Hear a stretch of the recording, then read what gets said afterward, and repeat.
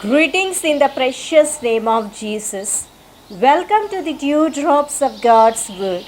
Let us begin our day with God's blessings for us today.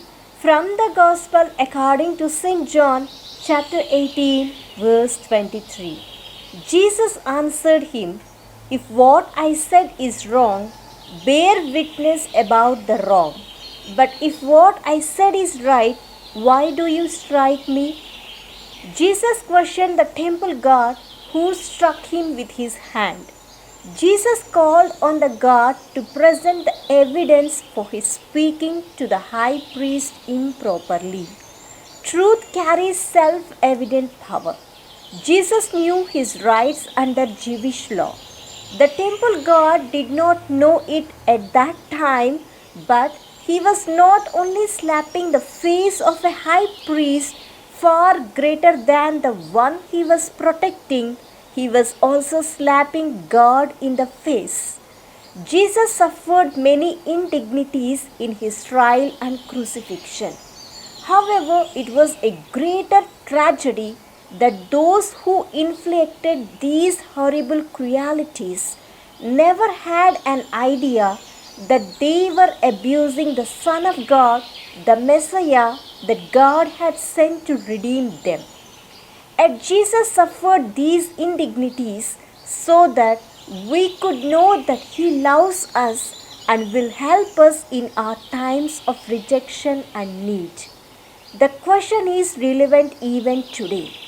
Some think that his questioning of Jesus goes against his teaching on the mount. If someone strikes you on one cheek, offer him the other as well.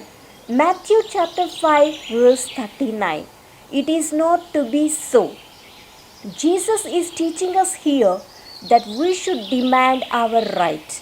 Our right is not to strike back and take revenge, but to get justice for the humiliation and retribution for the offense. We have to demand what is our right by the law. When we are unjustly denied by others our right to worship our God, we should fight for it as per law. Today, many Christians are denied their constitutional rights to practice their religion of choice and worship their God. The Lord's question is penitent for those unjustly denied Christians to fight for their rights through legal battle. If we do not do so, we are giving legal triumph to the wicked and unlawful. Such a surrender would be injustice to the law and to the community of Christians as well. So Jesus' questioning is not to be mistaken as a contradicting his teaching of forgiving. Upholding justice and getting our legal rights is important as well. My dear friends, Jesus asked each of us today, would you strike me for telling you the truth?